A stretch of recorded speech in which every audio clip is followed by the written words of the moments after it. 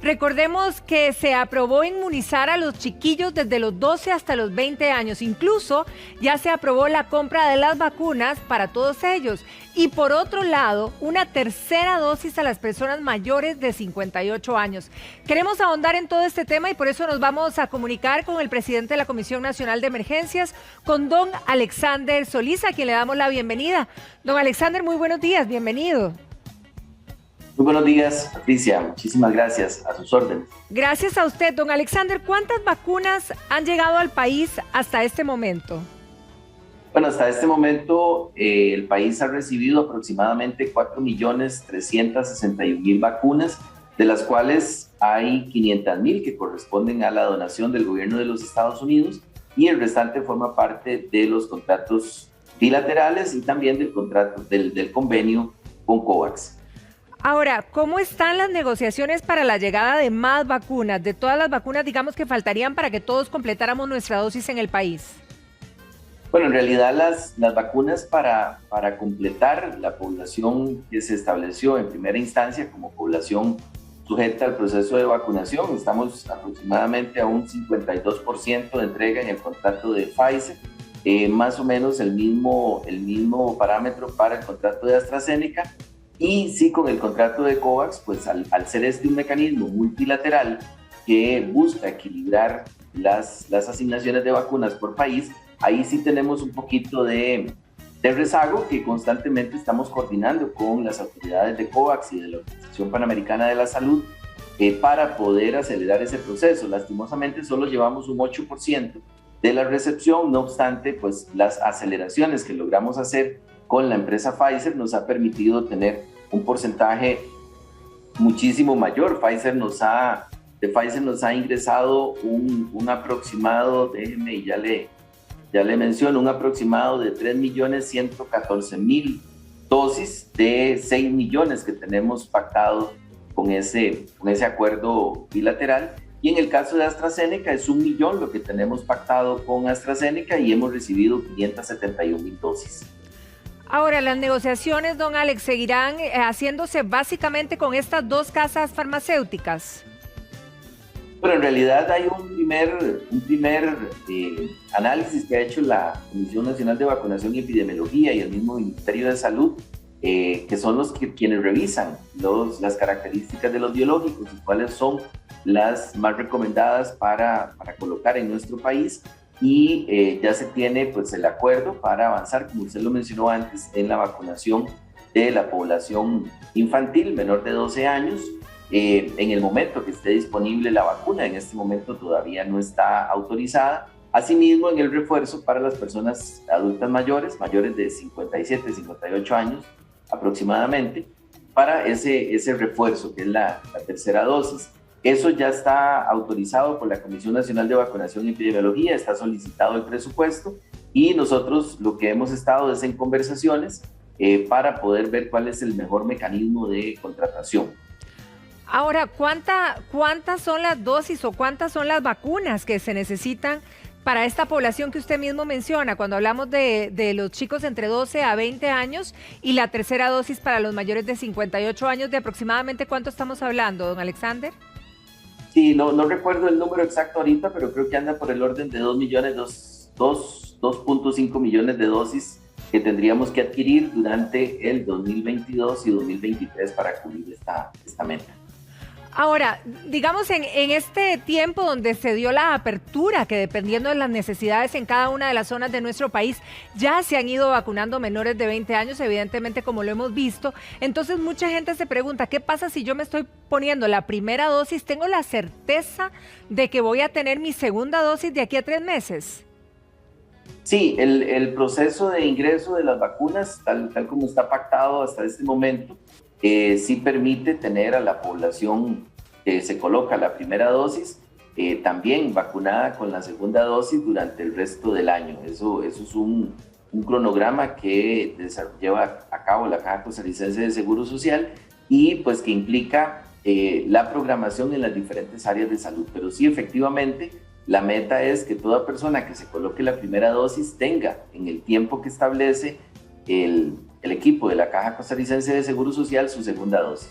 Ahora, quizás sería bueno que nos aclaren en qué momento habría una tercera dosis para los mayores de 58, para que no vayan a empezar, digamos, a acercarse a los centros de salud, o si ya lo pueden hacer. Díganos, por favor, en qué momento empezarán a poner esa tercera dosis para que la gente esté tranquila con respecto a esta situación.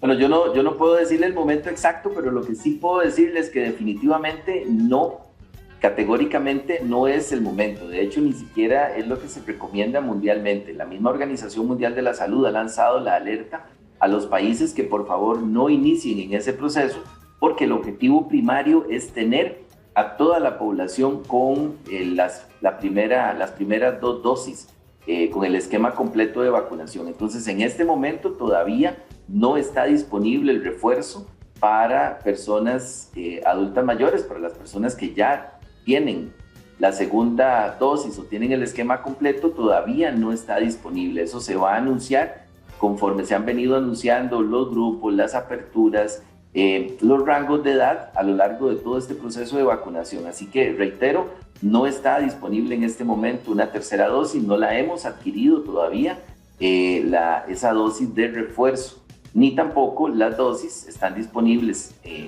ni autorizadas para su uso, las dosis para personas de los 2 a los 12 años. Clarísimo, don Alexander. Ahora háblenos de las restricciones. ¿Cuáles han sido los cambios a partir de hoy lunes? Bueno, fundamentalmente se ha ampliado una hora más el espacio en que no rige la restricción total. Es decir, hemos atrasado a las 10 de la noche el inicio de la restricción vehicular sanitaria total. Se mantiene la restricción por números de placa según días de la semana, como ha venido operando durante las últimas semanas, y también se mantiene la restricción por placas par e impar durante los fines de semana. Se ha ampliado una hora también más de operación para todos aquellos establecimientos que tienen un permiso sanitario de funcionamiento, aquellos establecimientos comerciales. Se ha ampliado una hora más el horario de funcionamiento, y algunos aforos también ya se han ido ampliando, como es el de actividades con fines académicos, también el de actividades sociales. En las canchas de fútbol 5 también se ha establecido la posibilidad de desarrollar la actividad bajo la condición normal de operación de esta actividad, pero eso sí, sin público y siguiendo todos los protocolos del INAFA. Asimismo, también para parques nacionales se ha ampliado el aforo para que los parques puedan funcionar al 100%, entre otras condiciones, y es necesario mantener siempre la disposición de que no viajen personas de pie en los buses. El tren opera hasta 26 personas de pie, y se hace un llamado importantísimo, obviamente, a las empresas, las instituciones. Por supuesto que en las instituciones públicas hay una directriz que se debe cumplir, pero las empresas, para que por favor apliquen las medidas de teletrabajo para todas aquellas actividades que se puedan cumplir bajo la modalidad de teletrabajo, dado que esto ayuda enormemente a reducir la movilidad, que es lo que hemos visto que ha aumentado sustancialmente en las últimas semanas. La movilidad de las personas, cuando hablo de movilidad me refiero a movilidad en general, no solamente de vehículos, sino también la forma en que nos movemos todos los costarricenses y las costarricenses, y eso incide también en la transmisión del virus. Es importante mencionar que pues no estamos en buenos momentos, es decir, tuvimos un descenso de casos, pero en las últimas 4 semanas no hemos observado descensos importantes, y más bien andamos en el orden de que, según lo que vimos la semana anterior, y conforme hoy terminemos de analizar todos los datos, es muy posible que más bien tengamos un aumento de casos esta semana respecto de la semana anterior, dado que vimos 2 días, por lo menos 2 días, de más de 1.500, 1.800 casos, y eso nos lleva nuevamente a una tendencia a la alza que tenemos que cuidar para que podamos seguir manteniendo la capacidad hospitalaria y los estándares que hemos venido manteniendo. Don Alex, entonces queda claro que hasta las 10 de la noche podríamos circular, las placas se mantienen igual, las excepciones se mantienen igual también. Sí, es correcto, las excepciones se mantienen igual. Tal vez es importante también recordar que a partir del 1 de agosto es necesario una renovación de la nota para poder aplicar las excepciones de la carta, que nos permite aplicar las excepciones. Las excepciones se mantienen, se amplía 1 hora más el horario de circulación según la disposición de placas que se ha venido observando en las últimas semanas, según el día, 1 y 2 lunes y martes, 1 y 2 lunes, 3 y 4 martes y así sucesivamente, hasta llegar a las placas 0 el día viernes, 9 y 0, y las placas par e impar que se alternan el fin de semana, desde las 5 de la mañana hasta las 10 de la noche. Bien, y usted lo comentó, pero quizá para reafirmarlo, los negocios igual, ¿verdad? Que tienen permiso sanitario, podrían abrir hasta las 10 de la noche, o sea, tienen 1 hora más de funcionamiento.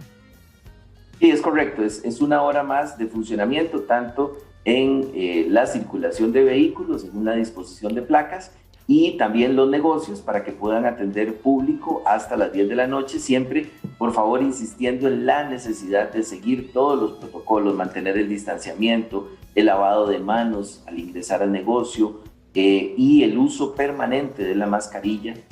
Asimismo, pues que ingrese la menor cantidad de personas en un mismo núcleo, en una misma urbe. Ahora, don Alexander, efectivamente el comercio, ¿verdad? Estuvo presionando para la posibilidad de tener una apertura hasta las 11 de la noche. Se apertura 1 hora más, que es lo que se aprueba. ¿Por dónde va esta valoración para tomar una decisión como esta? Bueno, la valoración de las medidas de prevención, las medidas de mitigación que se aplican, está relacionada con el índice de riesgo del país o el índice de riesgo cantonal.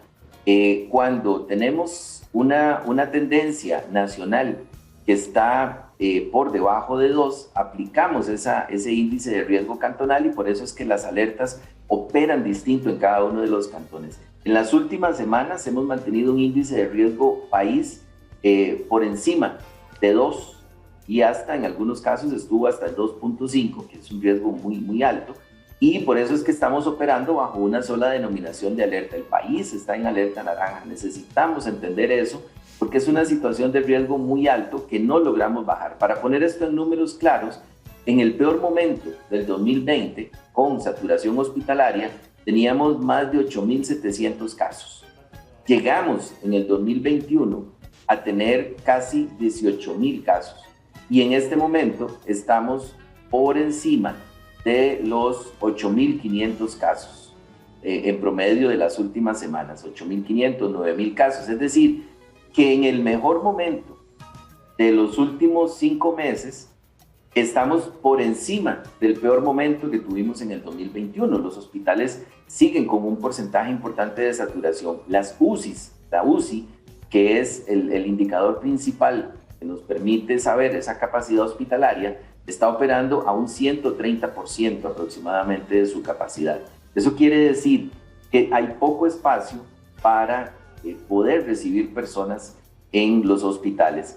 Cuando aumenta el número de casos, pues automáticamente también aumentan los ingresos hospitalarios. Por eso es que siempre tratamos de mantener lo más bajo posible el número de casos con las medidas de reducción de movilidad y de reducción de aforos, que son las 2 medidas más importantes para la mitigación de la transmisión.